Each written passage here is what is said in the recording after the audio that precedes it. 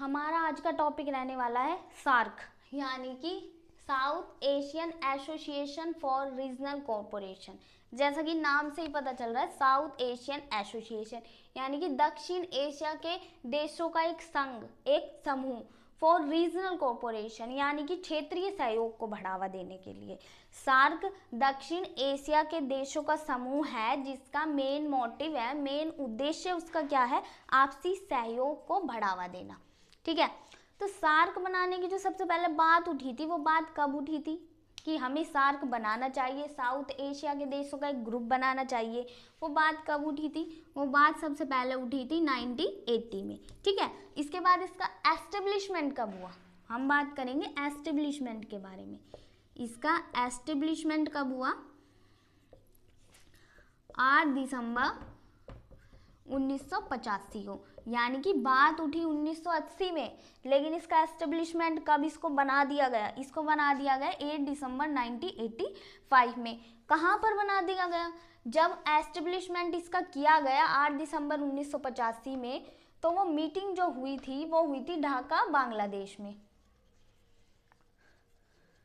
यानी कि इसका एस्टेब्लिशमेंट कब हुआ? 8 दिसंबर 1985 में ढाका, बांग्लादेश में इसका एस्टेब्लिशमेंट हुआ। उसके बाद इसका हेडक्वार्टर कहाँ पर है? हेडक्वार्टर, इसका जो हेडक्वार्टर है वो कहाँ पर है? वो है नेपाल, काठमांडू में। कहाँ पर है? नेपाल, काठमांडू में। जो कब बनाया गया? 1987 यानी कि 1987 में। सार्क बना दिया गया था 1985 में, लेकिन इसका जो हेडक्वार्टर नेपाल बनाया वो बनाया 1987 में, यानी कि 2 साल के बाद। इसकी जो ऑफिशियल लैंग्वेज है वो कौन सी है? ऑफिशियल लैंग्वेज कौन सी है इसकी?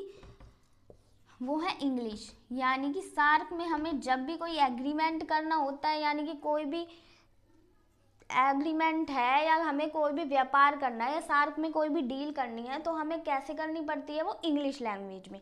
ठीक है, अब इसके बाद हम ये देख लेते हैं कि सार्क में कितने देश इंक्लूड हैं। सार्क में कितने देश इंक्लूड हैं?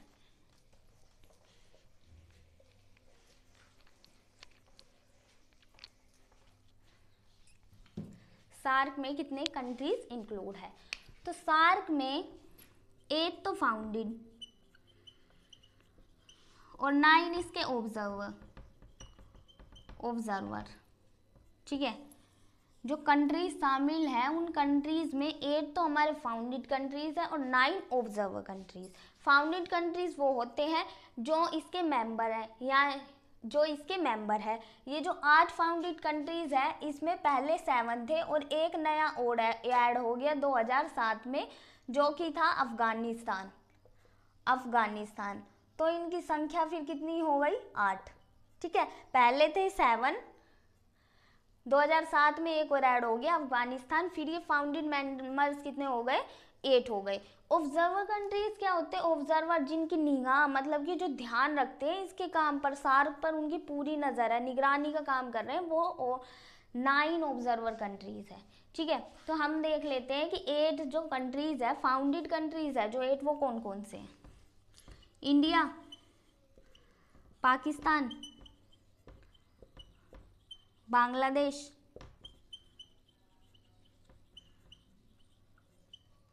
भूटान, नेपाल,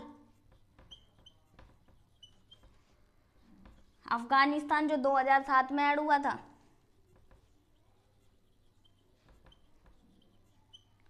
और कौन कौन से हैं? मालदीव, श्रीलंका, इंडिया हो गया, पाकिस्तान हो गया, बांग्लादेश हो गया, भूटान हो गया, नेपाल हो गया, अफगानिस्तान हो गया और मालदीव हो गया, श्रीलंका। कितने हो गए?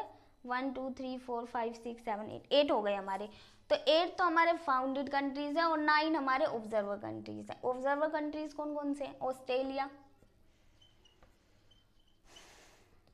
Australia, China, EU, Japan, Iran, south Korea, US, और कौन सा आ गया, मॉरिशन, क्या आ गया, मॉरिशन, म्यांमार,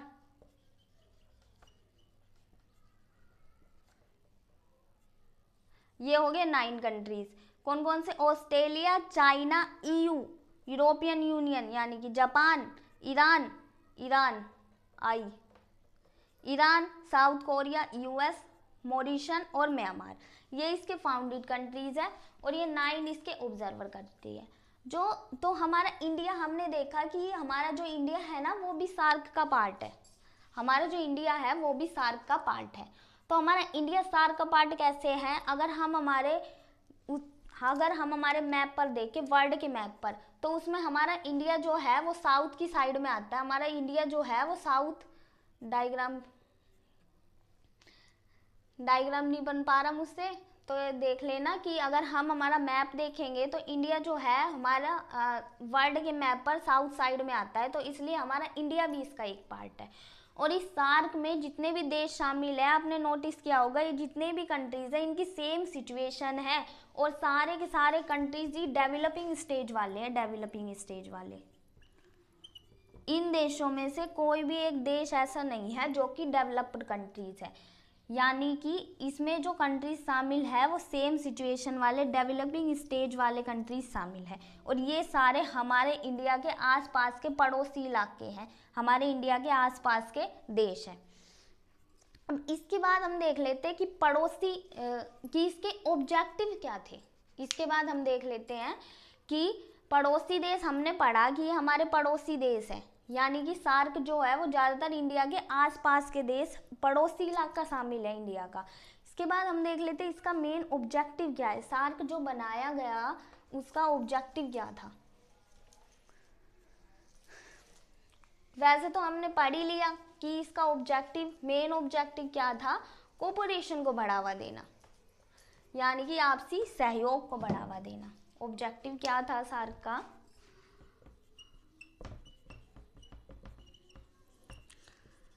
कोऑपरेशन को बढ़ावा देना,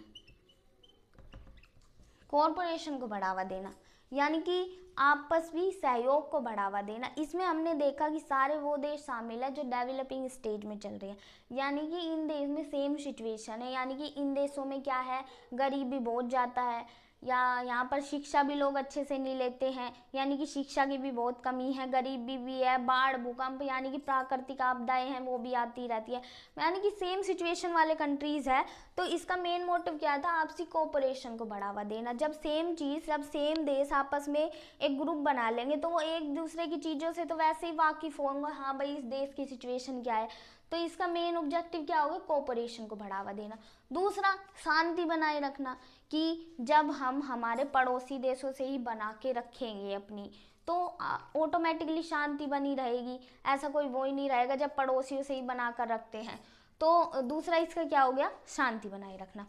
तीसरा हम देख लेते हैं कि क्या है, कि आपसी तालमेल को बढ़ावा देना, तालमेल को बढ़ावा देना, कि ये देश एक दूसरे के साथ ट्रेड कर रहे हैं तो आपसी तालमेल, आपसी मतलब सारी चीज़ों का ही तालमेल कर रहे हैं तो आपसी ट्रेड को बढ़ावा ही दे रहे हैं। अब उसके बाद हम ये देख लेते हैं कि जो सार्क है, सार्क, इसका क्या रोल है, यानी कि सार्क है,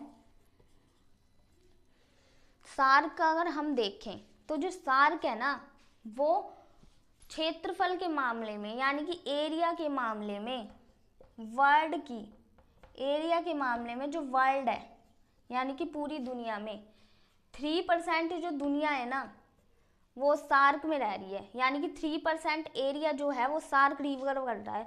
दुनिया जितने भी वर्ल्ड में जो 3% क्षेत्रफल है ना, 3% जो क्षेत्रफल है ये वो हमारे सार्क देशों के पास है। दूसरा, 21% जो पॉपुलेशन है ना पूरी दुनिया में, जो 21 पॉपुलेशन है, पूरी दुनिया में जितनी भी पॉपुलेशन है उसमें से 21% पॉपुलेशन है ना वो सार्क देशों में रहती है। ठीक है, तो अब पता चल रहा है ना सार्क का क्या रोल है, कि पूरी दुनिया की जितनी भी पॉपुलेशन है उसमें 21% है सार्क देशों के पास है। और दूसरा कि जितना भी क्षेत्रफल है, पूरी दुनिया का जितना क्षेत्रफल है ना, उसका 3% क्षेत्रफल है ना, वो सार्क देशों के पास है।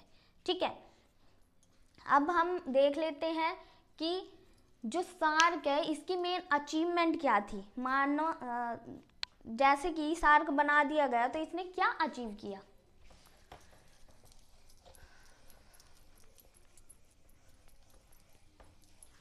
सार्क की अचीवमेंट्स क्या थी। Achievement,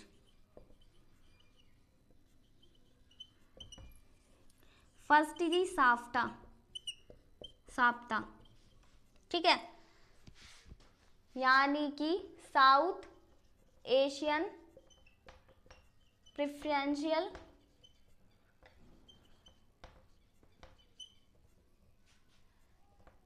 trade agreement.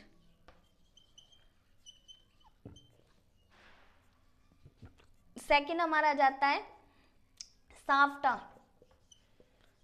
यानी कि south Asian free trade agreement. ठीक है, यानी कि सार्क ने क्या अचीव किया। सार्क में एक साफ्टा बना दिया गया, साफ्टा बना दिया। ये साफ्टा क्या था, south Asian preferential trade agreement, यानी कि इसमें ट्रेड से रिलेटेड चीज़ों के बारे में ये दिया गया कि भाई हमें कौन से देश को पहले कौन से देश से पहले सामान खरीदना है, किस देश को पहले मतलब प्रेफरेंस देनी है। दूसरा हमारा जाता है फ्री ट्रेड एग्रीमेंट, यानी कि मुक्त व्यापार एग्रीमेंट। सार्क में ये भी हुआ कि भाई हमें कैसे एग्रीमेंट करने, फ्री ट्रेड यानी कि ट्रेड को फ्री बनाना है, यानी कि अर्थव्यवस्था में उदारीकरण लेके आना है। इसके अलावा SAU यानी कि नए नए इंस्टीट्यूट, सार्क इंस्टीट्यूट बना दिए गए, सार्क इंस्टीट्यूट आ गए। सार्क इंस्टीट्यूट था,